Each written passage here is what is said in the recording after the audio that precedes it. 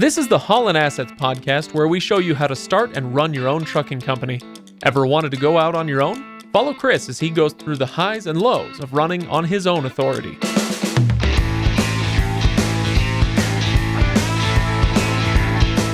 Welcome, everybody, to the Haulin Assets podcast, episode number 152. We are talking about March 2024 financials.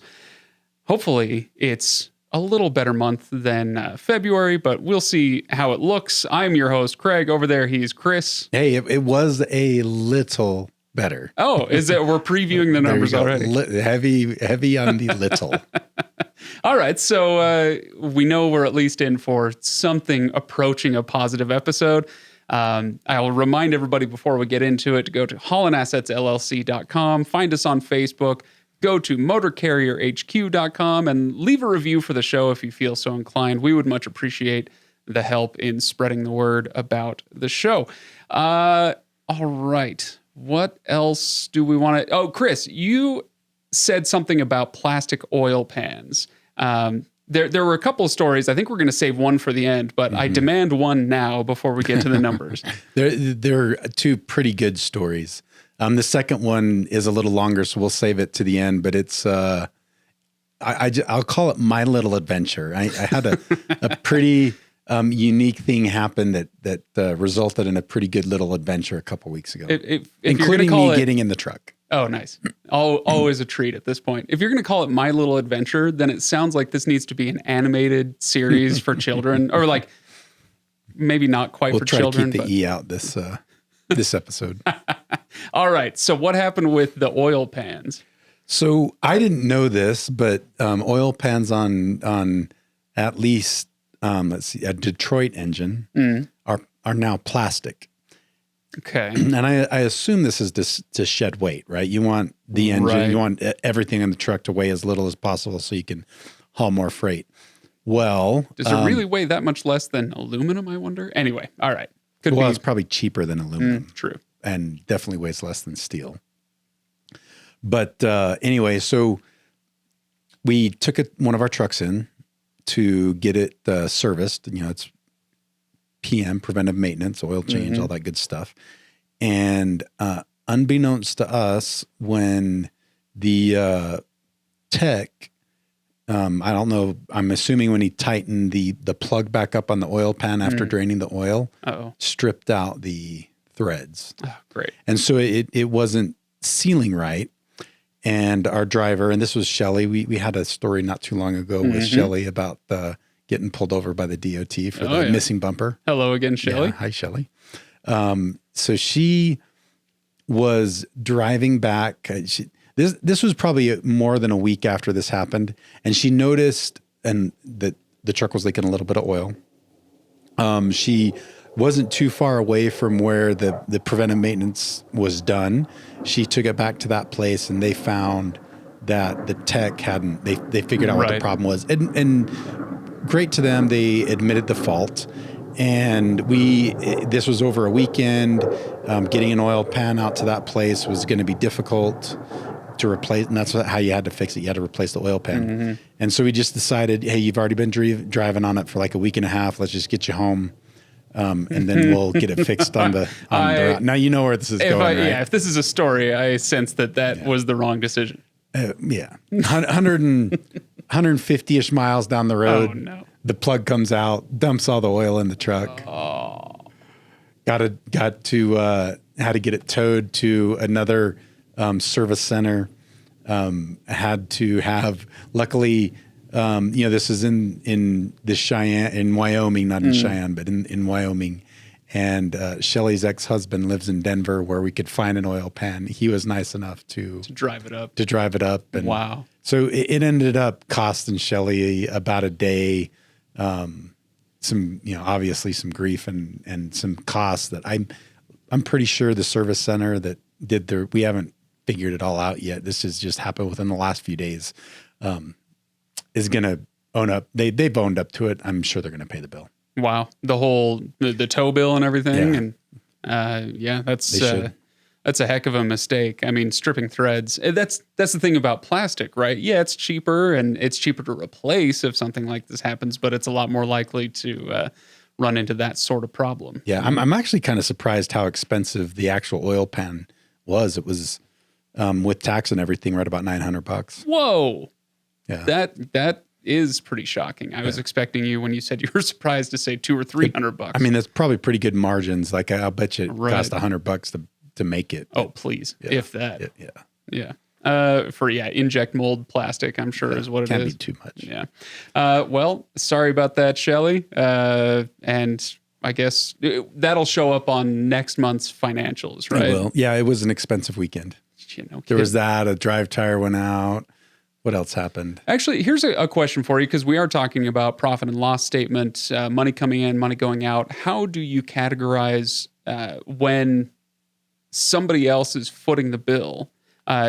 So this service center, let's say they pay for all the repairs, the tow bill and all of that. Are they going to reimburse you, or you have them pay the other service provider? So how do you account for that? we paid for the part. It was another location of the same service provider that did the work. So they didn't bill us for the work. Got it. But we'll go back to the original location that made the mistake. they made the mistake and get reimbursed for the tow bill and the part. So how that works is I expense it just like I normally would. But when the reimbursement check comes in, instead of categorizing it as revenue, I categorize it essentially as a negative expense. Oh, okay. So it just All right. offsets. So it still goes in the expense category. Yeah. Okay. It's still going to interesting. go under like repairs, but it will be money coming into repairs instead of going out. So essentially it'll just be a wash. Got it. Okay. Well, speaking of profit and loss statements, should we talk about some numbers? Let's talk numbers. Let's talk numbers. You said that it was a little bit better than last month.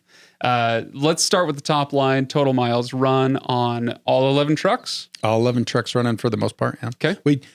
They were running. There were some drivers taking a little bit more time off than normal, but I'll be honest. I feel like you say that every month. This might be the new normal. it is kind of, you seem like you've got at least one that's doing that. Sure. When you've for got one 11 reason or another. trucks. Yeah. I mean, vacation times and summer and all of that stuff. It's bound to happen with 11 drivers, right? Yep.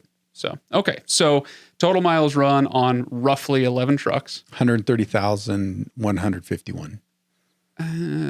Okay. So that's actually a record. Yeah. That's the most we've ever done. Yeah, that's good. That's good. Which brought in, we need to do Deadhead miles first.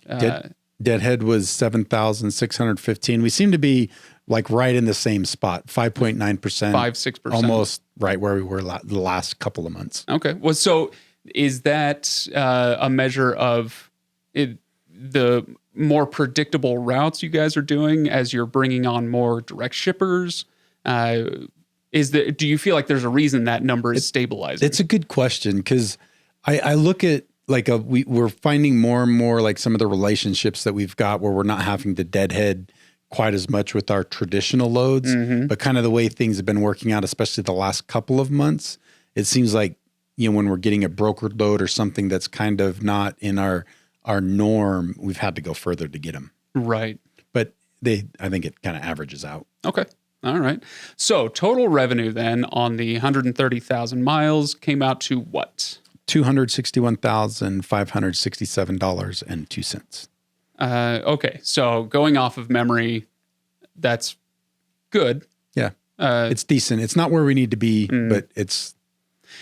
So what does that make the rate per mile then that we're looking at for this? 201. 201. Which was, that is pretty low. If you remember from the last financial episode, it was our average for all of last year. 201. 201 was. Oh, wow. So it's still not. It's definitely not where we need to be, but it it's it not, is what it is. It's not 2023. No, it's not. And so you're sitting here counting your blessings. Yeah, it's better than it was a lot of last year, but still not where we want to go. Okay. All right. Well, so a rate per mile of 201. What was the profit then? You said it was a little better than last month, which was what, $2.5 grand? Yeah. Something like that. So it was just over 2,000, and this is just over 4. So $4,199.19. Hey, Chris, that's double. That's 100% more than last month. Yeah, it is. And that's so kind of funny you mentioned that, because I was thinking about it. I'm like, okay, so we doubled February to March. Yeah. If we can double March to April and then double again, April to May, like if we can do that the rest of the year, we're golden. You know, by the end of the year, we'll be making like $1 million profit. How many? So that's how doubling works. Isn't there it's a something? beautiful thing. Yeah, with doubling, you can start with one, and then if you double, I'm trying to remember how many times you have to do it before you have more than the grains of sand on the earth or something like that, where it gets out of control so fast. So yeah, that'd be great if you literally had more money than God. Yeah. But you know, it was, you know, even if we can double for the next 4 months, you know, that'll still be pretty good. That would be huge. Yeah. Yeah. That'd be massive. So Okay. at least 8,000 next month. That's the goal. So no more oil pan issues. Hopefully. Yeah, hopefully. Well, I'm genuinely fascinated by the idea of the oil pan, and I don't know why. Maybe we'll come back to that one later. Okay, so is there anything we need to pull out from these numbers, lessons learned, interesting things to look at? There's a few things. Overall, honestly, the profit and loss statement's fairly bland. You know, revenue obviously was up just a little bit. I think to be profitable, we need to be more in that 280-ish range, so about another 20,000 more than we were. Right. You know, that gets us to a much more healthy profit, not just $4,000. Yeah. But I'd really, even at the number of trucks that we've got, would really like to get to the point where we're breaking 300,000. Then at that point, it's like starts to be meaningful. Okay. Yeah, that makes sense. Now, as I'm looking at the numbers, one thing that does pop out is the payroll number. And that makes me think, were there 5 Fridays in March? There were. Okay. Yeah. And so I didn't go back and look at this specifically, but my gut tells me that this is the first time we've actually made a profit On a 5 payroll on a 5 month? payroll month. Yeah. Okay. Which is, so that's good. I mean, that's a $20,000 swing in and of itself. Mm-hmm. Yeah, that's huge. Okay, good. So other numbers you want to pull out and talk about? Just a couple other things. There is one category that is either sometimes we don't even have it, and sometimes it's if we do it, it's not much, but it was fairly significant this month, and that's legal and professional services. And most of that was just we paid for our taxes to get done. Right. Is that something that you guys pay for quarterly, or is this an annual bigger expense? The way that we do it, it's an annual expense. You know, clients that use Tracking Assets, that's they get a credit for their tax returns. We actually traditionally, because Tracking Assets has kind of been overwhelmed with taxes, we've been just using a different accountant to do that. But I think this is the last year we're going to do that. I think we're actually going to have Tracking Assets do Haulin Assets accounting or taxes next year, which will be a significant savings. Like Tracking Assets doesn't charge nearly so much to do taxes. I assume Tracking Assets is part of the Haulin Assets empire. It is. We don't talk a whole lot about it, but yeah, a little accounting firm that we've got that specializes in bookkeeping and taxes, payroll stuff for, you know, trucking companies, small fleets. I love the idea of the empire of the assets, right? So whatever else we can work in, market and assets. We'll figure something else out, I'm sure. Speaking of which, I forgot to hawk the upcoming Haulin Assets Academy at the beginning of the episode. So I hope people remember. Yeah, we did a bunch of work for that last week. We're doing a bunch more this week. So it's getting close. Yeah. Okay. Well, Chris, anything else on the numbers that you want to talk about, or do I get to ask you for a story this week? Last thing. Okay. Fuel was as a percentage of revenue was 31%. Hey, that's which not bad. It's kind of in the middle. Yeah. Not terrible, but not great. I will never forget the months of 40 to 45%. That was rough. Brutal. Yeah. So when you say 30, 31, yeah, that's a little easier to take. For sure. But it's not 25. Okay. All right, Chris, what did you call it? My Little Adventure. The new cartoon series by Chris Vernon. Yep. All right. So what happened? So I'm not going to go into who this driver was. It'll make sense. It involves health, and so you always want it's a sensitive subject. So one of our drivers a couple weeks ago He was actually talking with Nate, not feeling well. He hadn't felt well for a couple days, was just trying to push through. He was kind of in the middle of a trip and was wanting to get home. And so he calls Nate, says, "Hey, I think I'm going to take a little bit of time tomorrow. I'm really not feeling well. I'm going to go to the clinic, see if I can get some medication." Well, a little bit later that same day, he calls up and says, "I'm really, really not feeling well. I've got to stop for a while." And like shortly after that, it escalates again. "I'm really not feeling well. I'm calling an ambulance." Whoa.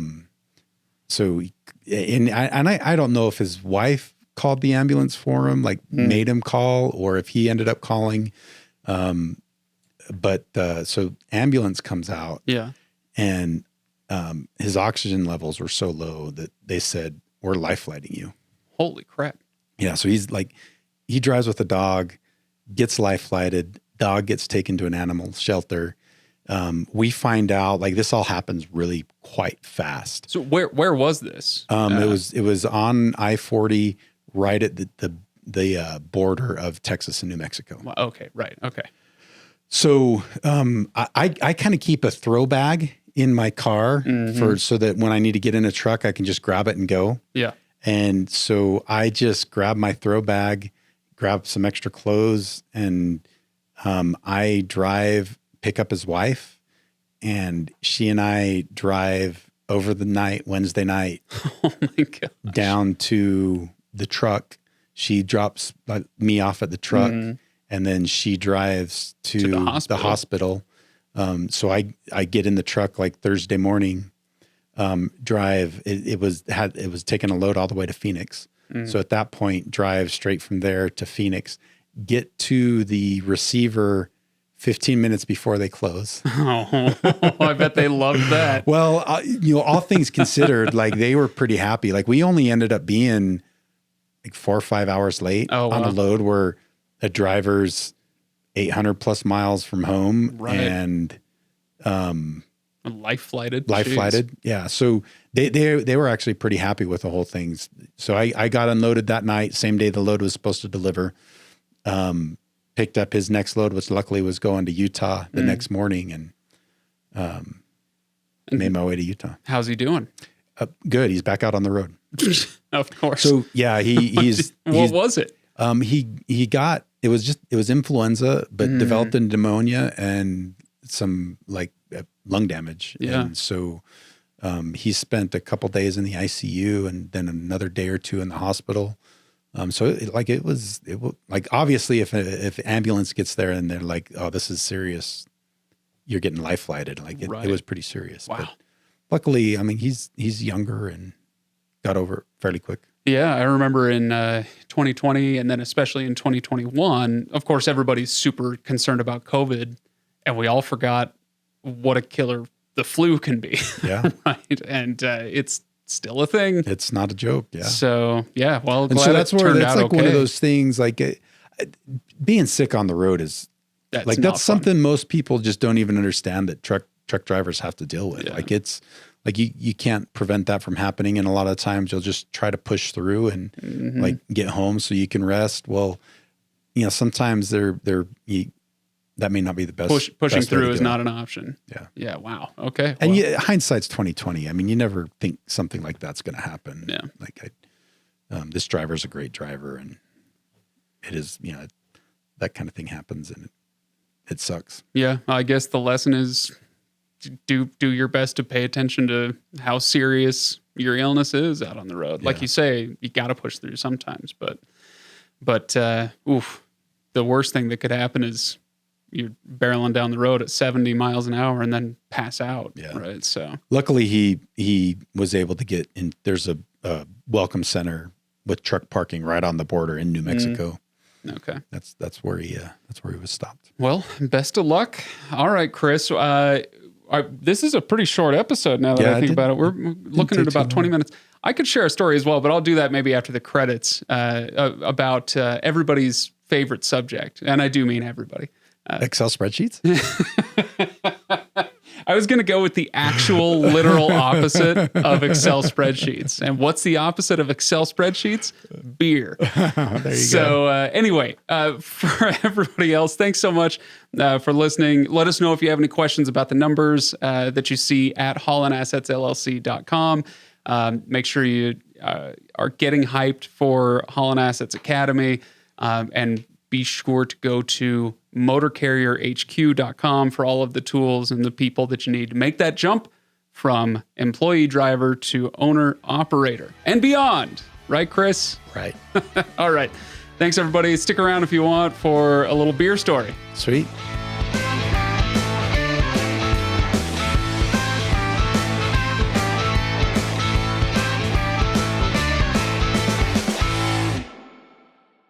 Do you want me to tell my little quick beer story before you get into your beer story? So bad. Let's hear it. So I don't drink. Right. No, you're far too responsible for that. Well, I don't know about responsible. But I don't drink. I do have one experience with beer though. Okay. And I know my dad listens to this podcast. This is Oh probably yeah, gonna here be we go. Here we news go. to him. So like confessions of Chris at 45 years old. He's going to be thrilled. So this happened when we lived in Panama when my dad was in the Army. I was 13, 14, probably around the time that this happened. And my friends and I were just out tooling around in the neighborhood where we lived, and we find a unopened can of beer on the hot asphalt. Oh no. in Panama. Oh no.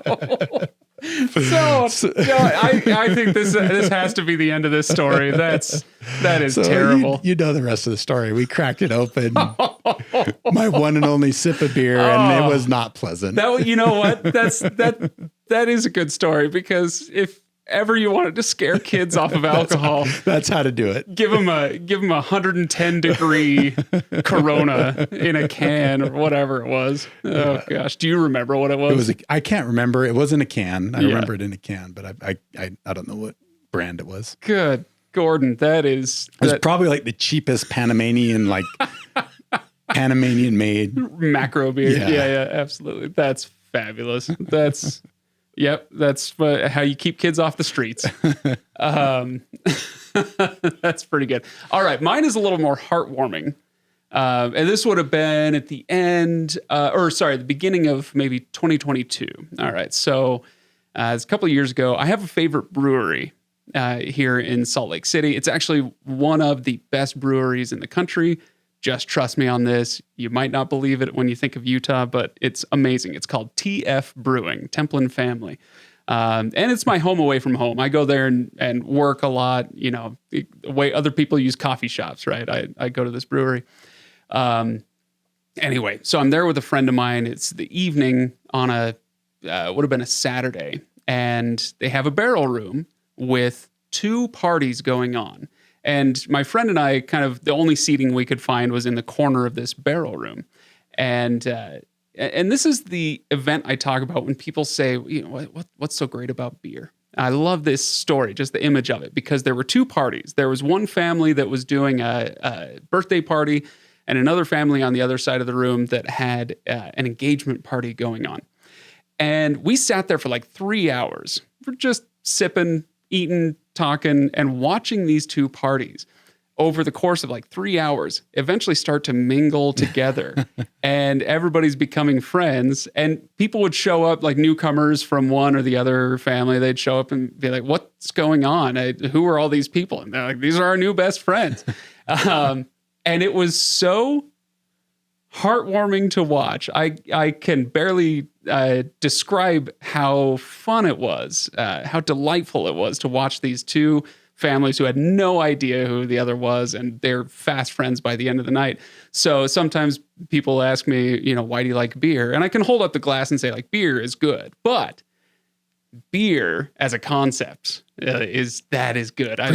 Bringing people together. It brought people together. It was the most delightful little experience.